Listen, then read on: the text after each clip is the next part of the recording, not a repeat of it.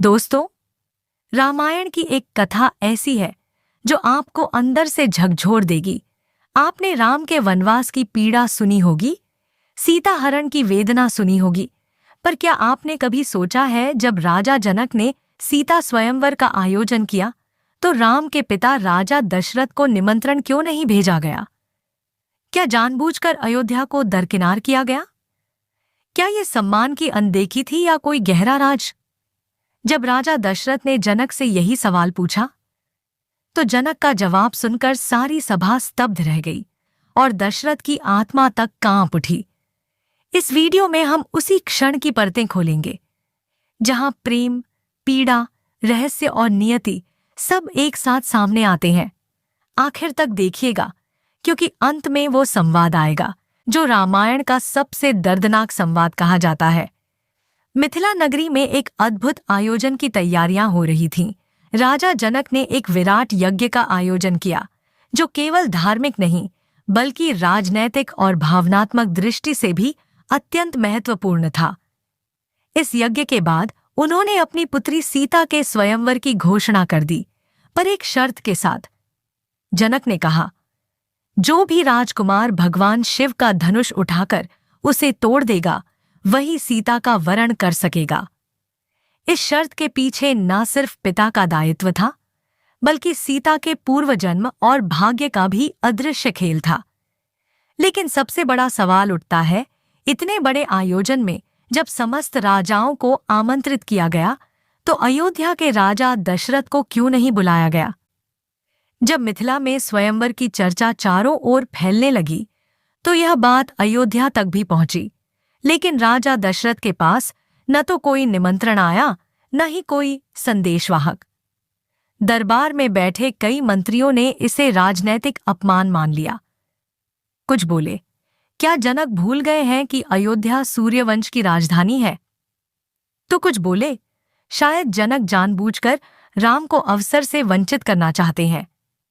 दशरथ के मन में भी शंका का बीज उगने लगा। क्या मैं इतने वर्षों की मित्रता, धर्म और नीति में इतना छोटा बन गया कि मुझे निमंत्रण योग्य भी नहीं समझा गया?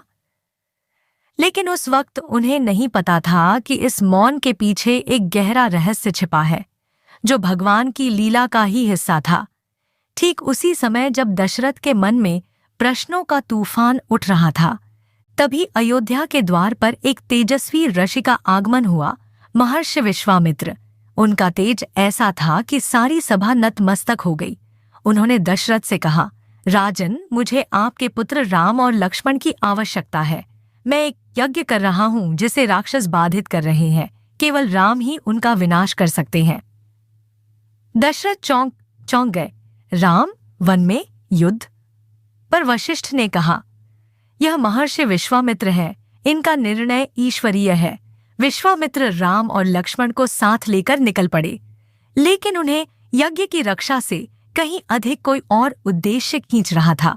सीता स्वयंवर तक राम को लाना ईश्वर की योजना का हिस्सा था। विश्वामित्र राम और लक्ष्मण को साथ लेकर मिथिला की ओर चले। मार्ग में कई चमत्कार हुए। राम ने ताड़का का वध किया, अहल्या को श्राप मुक्त किया। हर घटना ईश्वर की लीला का एक कदम थी। आखिरकार वे मिथिला पहुंचे, वही जनक की भूमि जहां स्वयंवर की तैयारियां चरम पर थीं। जनक ने जैसे ही राम को देखा, उनका हृदय पुलकित हो उठा। उन्हें भान हो गया, यही वो दिव्य पुरुष है जिनके लिए स्वयंवर रचा गया है। उधर सीता ने पहली बार राम को बाग में देखा। नजरें मिली, मन थमा, जैसे पूर्व जन्म की कोई डोर फिर से बंध गई हो। लेकिन जनक अब भी मौन थे। उन्होंने न राम को बुलाया न दशरथ को संदेश भेजा। क्यों? इस मौन का रहस्य आने वाले चरण में खुलेगा। स्वयंवर का दिन आ पहुंचा। सभा में बड़े बड़े राजा, महारथी और योद्धा एकत्र हुए। हर कोई सीता का वरण करना चाहता था, पर शर्त कठिन थी। भगवान शिव का दिव्य धनुष उठाना और उसे तोड़ना। कई राजाओं ने प्रयास किया, कोई हिला ना सका, कोई पास तक न जा सका। रावण भी आया, मगर उसकी अहंकार भरी शक्ति वहां निष्फल हो गई। फिर राम मंच पर पहुंचे। सभा स्तब्ध, सीता की दृष्टि थम गई। राम ने सहजता से धनुष उठाया और जैसे ही उन्होंने प्रत्यंचा चढ़ानी चाही, धनुष टूट गया। भयंकर गर्जना हुई। स्वयंवर की शर्त पूरी हुई। जनक ने आनंद में घोषणा की, यह मर्यादा पुरुषोत्तम श्रीराम मेरी पुत्री सीता के योग्य वर है। लेकिन अब सवाल उठा, दशरथ कहाँ है? क्यों उन्हें इस क्षण में सम्मिलित नहीं किया गया? शिव धनुष टूटने के बाद जनक की प्रसन्नता तो अपार थी, पर उनके मन में एक चिंता भी थी। अयोध्या से कोई प्रतिनिधि नहीं आया। तभी विश्वामित्र ने कहा, राजा जनक, अब समय आ गया है कि दशरथ को सूचना दी जाए। दशरथ को जैसे ही समाचार मिला कि उनके पुत्र राम ने स्वयंवर जीत लिया है, वे स्तब्ध रह गए। लेकिन मुझे पहले क्यों नहीं बुलाया गया?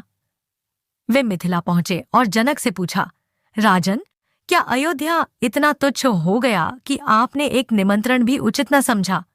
सभा मौन हो गई और तब जनक ने जो उत्तर दिया वह इतना गहरा और हृदय विदारक था कि दशरथ की आत्मा तक कांप गई।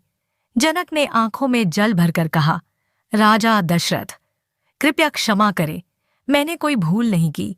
मैं जानता था कि यह कोई साधारण स्वयंवर नहीं, एक ईश्वरीय लीला है। मैंने केवल निमंत्रण उन राजाओं को भेजा जो अहंकार में थे, जो शक्ति का प्रदर्शन करना चाहते थे। राम को निमंत्रण नहीं भेजा, क्योंकि राम को बुलाया नहीं जाता। वे आते हैं जब समय उन्हें बुलाता है। राम कोई साधारण राजकुमार नहीं, वे स्वयं धर्म है, और धर्म को कोई आमंत्रण नहीं भेजता। धर्म स्वयं पथ चुनकर आता है। जनक का यह उत्तर सुनकर दशरथ मौन रह गए। सभा में सन्नाटा छा गया। हर किसी की आंखें भर आईं, क्योंकि यह उत्तर नहीं, एक चेतना थी। जनक के शब्दों ने किरत के हृदय में हलचल मचा दी। वे कुछ क्षण चुप रहे, फिर उनकी आंखों से अश्रुधारा बह चली। उनके भीतर एक राजा नहीं, एक पिता रो रहा था। उन्होंने कांपती आवाज में कहा, राजन, आप ठीक कहते हैं। राम कोई साधारण पुत्र नहीं, पर मेरे लिए वे मेरा प्राण है। जब उन्होंने स्वयंवर जीता, मैं उनके उस क्षण में साथ नहीं था। यही दुहक मुझे भीतर से तोड़ रहा है। जनक पास आए, उनका हाथ थामा और बोले, राजन, जिस पिता ने ऐसे पुत्र को जन्म दिया, उसे निमंत्रण की आवश्यकता नहीं। आप स्वयं सम्मान के प्रतीक हैं। सीता आज न केवल मेरी पुत्री है, अब आपकी बहू भी है। दोनों राजाओं की आंखें नम थीं, पर मनों में ईश्वरीय शांति थी। दशरथ और जनक, दो महान राजा, दो महान पिता, जब एक दूसरे के गले मिले तो वह केवल दो व्यक्तियों का नहीं, दो मर्यादाओं का मिलन था। एक ओर था ज्ञान और वैराग्य का प्रतीक मिथिला, दूसरी ओर था नीति और धर्म की भूमि अयोध्या। सभा में उपस्थित ऋषि मुनि, राजागण और जनसमूह सब उस क्षण को देख रहे थे जैसे साक्षात कोई दैवीय दृश्य घट रहा हो। जनक बोले, अब इस यज्ञ की पूर्णता तभी होगी जब राम और सीता का विवाह आप स्वयं के आशीर्वाद से होगा। दशरथ ने मुस्कुराकर कहा, मैंने पुत्र को भेजा था यज्ञ की रक्षा के लिए, और मुझे संतान सुख के रूप में पुत्रवधू का वरदान मिला। वातावरण भावविभोर था, जैसे साक्षात नारायण और लक्ष्मी का पुनर्मिलन हुआ हो। समय आया उस क्षण का जब स्वयंवर की पूर्णता और ईश्वरीय योजना की सार्थकता एक साथ प्रकट हुई। मिथिला नगरी दुल्हन सी सजाई गई, वेद मंत्र गूंज रहे थे और सबकी निगाहें एक ही युगल पर थीं, राम और सीता। विवाह का वो दृश्य कोई साधारण रीति नहीं, एक आध्यात्मिक संयोग था।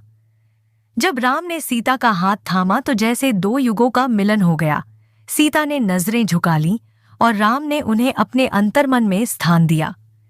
जनक ने हाथ जोड़कर कहा, प्रभु, आज मैं अपने जीवन का सबसे बड़ा पुण्य कर रहा हूँ, आपको अपनी पुत्री अर्पित कर रहा हूँ। और दशरथ ने उत्तर दिया, मैं नहीं, स्वयं भाग्य ने इस बंधन को रचा है। यह विवाह केवल एक रस्म नहीं, यह धर्म और प्रेम की पराकाष्ठा थी। विवाह की सभी रस्में पूर्ण हुईं, पर दशरथ का मन अब भी एक प्रश्न से भरा था जो भीतर से उन्हें कचोट रहा था। आखिर उन्होंने एक बार फिर जनक से पूछा, जनक, तुमने मुझे पहले क्यों नहीं बुलाया? जनक ने शांत स्वर में अंतिम बार उत्तर दिया, राजन, जब ईश्वर स्वयं लीला रचते हैं तो हम जैसे मनुष्यों को केवल माध्यम बनना होता है। राम को निमंत्रण से नहीं बुलाया जा सकता। वे केवल तभी आते हैं जब संसार को जरूरत है। यह वाक्य रामायण का सबसे गूढ़ संवाद बन गया, क्योंकि इसमें छिपा था पिता का प्रेम, राजा का धर्म और प्रभु की लीला। दोस्तों, ये कथा केवल अतीत नहीं, यह हमें सिखाती है कि जो हमारे लिए बना है वो बिना निमंत्रण भी हमारे जीवन में आता है। अगर आपको यह कथा दिल को छू गई हो तो वीडियो को लाइक करें, कमेंट में जय श्री राम लिखें और ऐसी ही दिव्य कथाओं के लिए चैनल को सब्सक्राइब जरूर करें।